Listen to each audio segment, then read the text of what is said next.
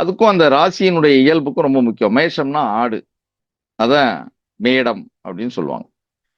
அந்த ஆடு என்பது அதுக்கு என்ன நடக்குதுன்னு அதுக்கே தெரியாது. மேஷத்தை வலிமையான கிரகங்கள் அமர்ந்த நபர்களுக்கு, முக்கியமா சூரியன் உச்சம்னு வைங்களேன், அவன் குடும்பத்துல என்ன நடக்குதுன்னு அவனுக்கே தெரியாது. ஆனா ஊர் வேலையை பூரா பார்ப்பான், மற்றவர்களுக்கான வேலையை பூரா பார்ப்பான். அவன் குடும்பத்துல என்ன பிரச்சனைன்னு வெளியில தெரியாது. ஏன்னா சூரியனுடைய வாழ்க்கை அப்படித்தான். சூரியனுடைய மனைவி பிரிஞ்சு போயிட்டா, அவ என்ன பண்றா, இன்னொரு நிழல் தேவிய தன் வடிவமைத்து விட்டு போயிட்டான். இவன் மனைவின்னு இன்னொரு ஆளோட குடித்தனம் பண்ணிட்டு இருக்கிறான். அப்படி குடித்தனம் செய்து பிறந்த குழந்தைகள் தான் சனி. யாரு? நிழல் தேவிக்கு பிறந்தவன் தான் சனி. இது ஒரு புராண கதை இருக்கு, அதுக்கு ஒரு தனி வகுப்பு தரேன். அப்ப இந்த அந்த இடத்துல மேஷம் அப்படின்னா ஆடு, அப்ப தன்னை சுற்றி என்ன நடக்குதுன்னு தெரியாது. அப்படிப்பட்ட ஒரு அதுதான் அந்த ஆட்டினுடைய அம்சம். ரிஷபம் பாத்தீங்கன்னா இடபம்னு பேரு, தமிழ்ல இடபம்னு சொல்றோம், அது காளை. அந்த ரிஷபத்தை பொறுத்தவரை தோற்ற அழகு. அங்கே ரிஷபம் என்ன பண்ணும்னா தோற்ற அழகு. காளைன்னா அந்த கம்பீரம் இருக்கு இல்லையா, அந்த கம்பீரமான அந்த தோற்ற அழகை பிரதிபலிக்கக்கூடியது. அப்படியே மிதுனத்துக்கு வந்தோம்னா, மிதுனத்துல நீங்க கவனிச்சு பாத்தீங்கன்னா ரொம்ப அது இரட்டையர்கள்னு சொல்லுவாங்க. அந்த காலத்துல ஜெமினி ஸ்டுடியோல 2 குழந்தைகள் அப்படியே வரும், அது மாதிரின்னு சொல்லுவாங்க. ஆனா உண்மையில் அப்படி இல்லை. நான் ரொம்ப பல புத்தகங்களிலிருந்து எடுத்து, அது மட்டும் இல்லாம பல கோவில்களிலிருந்து சிற்பங்களை பார்த்து எடுத்து வடிவமைத்த பேப்பர் இது. சும்மா சாதாரண பேப்பர் நினைச்சிடாதீங்க. அதுல என்ன எழுதியிருப்பான் பாருங்க, வீணை கொண்ட பெண், கதை கொண்ட ஆண், இரட்டையர்கள் 2 பேரு. அது என்ன சொல்லுதுன்னா, ரசனக்காரன் அவன். யாரு? மிதுன ராசிக்காரன், ரசனக்காரன். என்னன்னா ஒரு கலா ரசனை கொண்ட ஒரு பெண். அப்ப மிக அழகான வீணை, அதாவது இசையில் நாட்டம் கொண்ட ஒரு பெண் வீணையை வாசிக்கிறான்னா அவ மைண்ட் எப்படி இருக்கும், அவருடைய அழகு எப்படி இருக்கும், அவருடைய தேஜஸ் எப்படி இருக்கும், அவருடைய அந்த ரசனை எப்படி இருக்கும். சரி, இந்த பெண்ணுக்கு இணையான ஒரு ஆண் வேணும்ல, அவன் எப்படி இருப்பான்? அவன் வீணை வச்சுட்டு உட்கார்ந்தா நல்லா இருக்குமா? இல்ல, அவன் வீரனாக இருப்பான். கதை கொண்ட ஆண், கம்பீரமான ஆண், நல்ல வாட்ட சாட்டமா நல்ல ஆண் இருக்கிறான் அப்படின்னா, இப்ப இந்த ராசி மிக ரசனை, அதுதான் காம ராசி. அது ரசனையான ஒரு ஆணும் பெண்ணும் இணைவது, ஒரு வழி, ஒரு கட்டமைப்பு கொண்ட ஒரு ஆண், ரசனை கொண்ட ஒரு பெண். அந்த மிதுனம் வேலை செய்யுதுன்னா நல்ல கணவன், நல்ல மனைவி, நல்ல தாம்பத்திய வாழ்க்கை, ஒரு காதலான ஒரு லைஃப், ரொம்ப நாள் லவ் பண்றாங்க தம்பதியர்கள். இது எவ்வளவு பெரிய அற்புதம் அது. என்னுடைய நண்பர் 42 வருஷம் கல்யாண நாள் அப்படின்னு அவர் அன்னைக்கு எனக்கு தகவல் சொல்றாரு. 42 வயது, 42 வருஷம் கல்யாணம் ஆயிடுச்சு.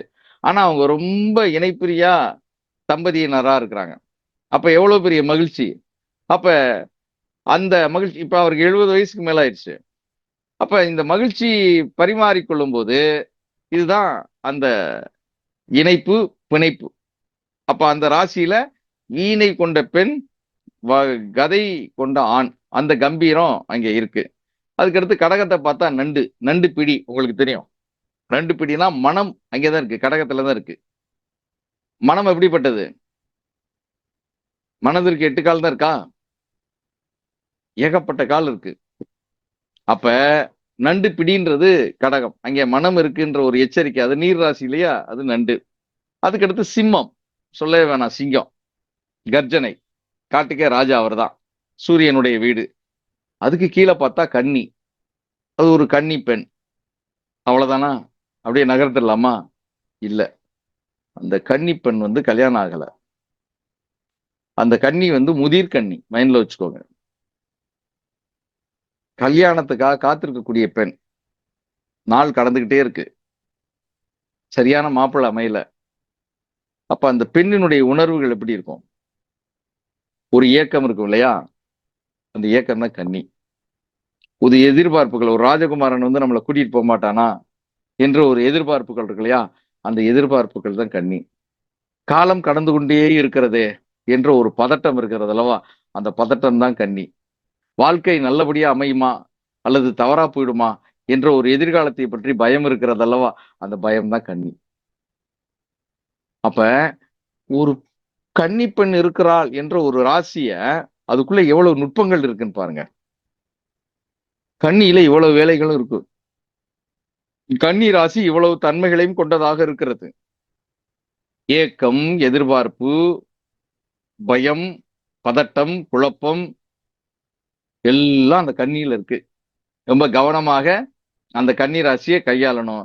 எனவே கன்னி பெண் அப்படின்ட்டு அத ரொம்ப உடனே சொல்லுவான் நம்மாளு, ஏய் கன்னி ராசிடா உனக்கு, சூப்பர். இது கன்னி ராசி இல்ல, அது கன்னி வெடி. ஜோதிடத்துல ஆய்வு செய்ததுல அது கன்னி வெடி. அது என்ன, நம்ம ஆளு சொல்றான் கன்னி ராசி உனக்கு சூப்பர்யா அப்படிமா. ஏய்யா, அப்ப அங்க அவ்வளவு பிரச்சனை இருக்கு கன்னியில. கன்னி மட்டும் இல்ல, கன்னியில அமர்ந்த கிரகங்களும் கொஞ்சம் பிரச்சனைகளை தருகிறது. அனுபவத்துல நம்ம பார்க்கிறோம். கவனமா இருக்கணும், ரைட்டா. அதுக்கடுத்து துலாம், பர்ஃபெக்ஷன். அடேங்கப்பா, அந்த துலாத்துலதான் தராசு. ஆணும் பெண்ணும் சமநிலைன்னு சொன்ன ராசி இதுதான். நீ பெரிய தலைவனா இருக்கலாம், நீ பெரிய அப்பாட்டகரா இருக்கலாம், நீ நாட்டுக்கே தலைவனா இருக்கலாம், குடும்பத்துக்கே தலைவனா இருக்கலாம், எங்க வேணாலும் தலைவனா இருக்கலாம், வீட்டுல ஒழுங்காடுறா அப்படின்னு சொல்ற ராசி அது. அதனாலதான் இங்க சூரியன் நீசம், சனி உச்சம் துலாத்துல. என்ன மரியாதை தெரியுமா? நீங்க கல்யாணம்னா என்ன நினைக்கிறோம்? 7ஆம் இடம், அதான் கல்யாணம். கல்யாணம்னா நம்ம என்ன நினைக்கிறோம்? ஒரு ஆம்பளை ஒரு பொண்ணு, ஆணு பொண்ணு இருந்தா கல்யாணம். காசு சம்பாத்தியம் இருந்தா கல்யாணம். மௌனே, அது இல்ல. அங்க என்ன ஒரு பெரிய விசேஷம் என்னன்னா உழைப்பு. அங்கே திருமணம் என்ற நிலைக்கு வந்த உடனேயே ஆணும் பெண்ணுக்கும் ரெஸ்பான்சிபிலிட்டி கூடிருது. அதனாலதான் சனி பார்வை பார்த்தால் கல்யாணம் நடக்கும், 7.5 சனியில கல்யாணம் நடக்கும், அஷ்டமத்து சனியில கல்யாணம் நடக்கும், அஷ்டமாத் சனியிலையும் கல்யாணம் நடக்கும். சனியினுடைய இதுல வந்து கல்யாணம் நடக்கிறதுக்கு காரணம் என்னன்னா, இது வந்து ரெஸ்பான்சிபிலிட்டி, அதிகமான பொறுப்புகள். இப்ப ஆணும் பெண்ணும் பொறுப்புகளை துறந்து விட்டால் கல்யாணம் நிலைக்காது, கல்யாணம் சிறப்பா இருக்காது. அப்ப 2 பேருமே கல்யாணம் ஆயிடுச்சு எல்லாம் நீதான் பாத்துக்கணும்னு ஆண் பெண்ணிடம் எல்லாத்தையும் தள்ளி விடுவதோ, அல்லது பெண் கல்யாணம் ஆயிடுச்சு எல்லாத்தையும் நீதான் பாத்துக்கணும் என்ற ஆணிடம் தள்ளி விடுவதோ அப்படி இல்லை. அங்கே சமநிலை தராசு இருக்கு துலாம். அதுதான் அது, சிம்பிள். அப்படியே விருச்சிகத்துக்கு வாங்க. அங்கே தேள், ஏன்னா அது இருள் ஸ்தானம். அங்கே ஒளி, அது இருள். ராகு கேதுக்கள் உச்சமாகின்ற இடம். அந்த இருளுக்குள்ள கையை வச்சோம்னா என்ன பண்ணும்? பொட்டுன்னு போட்டுரும். நிறைய விஷ ஜந்துக்கள் இருக்கின்ற இடம். அப்ப அந்த இடத்த என்ன பண்ணணும்? நாம தூய்மையா வச்சுக்கணும். அங்கேதான் நம்முடைய ஆயுள் இருக்கு. ராசி கட்டத்துல 8ஆம் இடம், அங்கேதான் பொக்கிஷம், அங்கேதான் இறை ரகசியம், எல்லாம் அங்கேதான் உட்கார்ந்து இருக்கு. ஆனா அதை நாம் இருளாக வைத்திருக்கிறோம். அப்ப இருளாக இருந்தால் அங்கே சர்ப்பங்கள் போய் உட்காரும், தேள் போய் உட்காரும், விஷப்பூச்சிகள் விஷ ஜந்துக்கள் போய் உட்காரும். எனவேதான் விருச்சிக ராசியை சேர்ந்தவர்கள் கொஞ்சம் உணர்ச்சி வசப்பட்டவர்களாக இருக்கிறார்கள். டக்குன்னு வார்த்தையை விட்டுருவாங்க, அப்புறமா ஃபீல் பண்ணுவாங்க, அது வேற விஷயம். ஆனா நம்பிக்கைன்னு வந்தா அவங்கள விட ஒரு நம்பிக்கையான ஆள் வேற யாரும் இருக்க மாட்டாங்க விருச்சிகத்தை பொறுத்தவரை. ஆனால் வார்த்தையை விடுறது இருக்கு இல்லையா, மனக்குழப்பம். நல்லவங்களா கெட்டவங்களான்ற ஒரு விஷயம் இருக்கு இல்லையா, சந்திரன் இங்க நீசமாகறான். அதனால நீங்கள் கவனமாக இருக்கணும் அப்படின்றதுனாலதான் அங்கே தேள் என்ற ஒரு விஷயத்த கொடுத்திருக்கு. அப்படியே நீங்க தனுசுக்கு வந்தா, தனுசுல வந்து வில்லும் அம்புன்னு போட்டிருப்பாங்க. ஆக்சுவலா அப்படி இல்லை. நார்னியான்னு ஒரு படம் பார்த்திருப்பீங்கன்னு நினைக்கிறேன், ஒரு ஆங்கில திரைப்படம், தமிழ் டப்பிங்ல வந்துச்சு. அதுல வினோதமான உயிரினங்கள்லாம் வரும். அதுல ஒரு குதிரை மனித தலையோட நடமாறி வருவாங்க. அவர் பேசுவார், கையில ஆயுதங்கள் வச்சிருப்பாரு. ஆனா குதிரை 4 கால் கொண்ட குதிரை உடல் வரும். அதுதான் இங்க 4 கால், குதிரை உடல், மனித தலை, மனிதனுடைய கையில் அம்பும் வில்லும். என்ன சொல்ல வருது? அந்த 9வது ராசியான தனுசு வேற ஒண்ணும் இல்ல. நீ உன்னுடைய பயணத்தில் வேகமா இருக்கணும். அதான் குதிரை. ஓய்வு ஒளிச்சலே இருக்கக்கூடாது. பயணத்துல வேகமா இருக்கணும். அப்படி குதிரை வேகத்துல போனீங்கன்னா எங்கேயாவது முட்டிக்கிட்டீங்கன்னா என்ன பண்றது? அப்ப மனித தலை, கையில என்ன இருக்கு? கூர்மையான அன்பு. அப்ப அம்பு என்ன? இலக்கை குறிபார்த்து எய்துவதற்கு நீ தயாரா இருக்கணும். அவ்வளவுதான். அப்ப இலக்கை நோக்கிய பயணம். அப்படி இலக்கை நோக்கிய பயணம்னா சும்மான பயணமா? விரைவான பயணம். உன்னுடைய பார்வை, உன்னுடைய அறிவு, உன்னுடைய இயக்கம், உன்னுடைய கரங்கள் எல்லாம் ஒரே இலக்கை நோக்கி இருக்கணும். அப்ப தனுசு என்ன சொல்லுது? இலக்கை நோக்கிய பயணம். சரியா? இதுதான் தனுசு. அந்த இலக்கு எது சார்? அதுதான் மகரம். 10வது ராசி. அதுதான் இலக்கு. இந்த 10வது ராசியில என்ன இருக்கு அப்படின்னா, பெரும்பாலும் பல ஜோதிட புத்தகங்கள்ல ஆடுன்னு போட்டிருப்பாங்க. சில ஜோதிட புத்தகங்கள்ல முதலைன்னு போட்டிருப்பாங்க. அப்படி இல்ல. ஆக்சுவலா அதுல என்னன்னா வித்தியாசமான ஒரு உருவம். என்னன்னா தும்பிக்கை இருக்கும், நாயினுடைய உடல் இருக்கும், நீர் நாயினுடைய உடல் இருக்கும். அந்த நாய்க்கு ஒரு தும்பிக்கை இருக்கும். அப்புறம் மீன் வால் கொண்ட உருவம் இருக்கும். நீ என்ன சார் இது? ரொம்ப சிம்பிள். இந்த பூமியில நிலம், நீர் ரெண்டுலையும் வாழக்கூடிய தன்மை. சில நேரத்துல பிரளயம் ஏற்பட்டால் நீருக்குள்ளேயே ரொம்ப நேரம் வாழ வேண்டிய நிலை, நீருக்குள்ளேயே பயணம் செய்ய வேண்டிய விலை, எல்லாவற்றுக்கும் வாழுவதற்கான திறனை கொண்ட ராசி எது?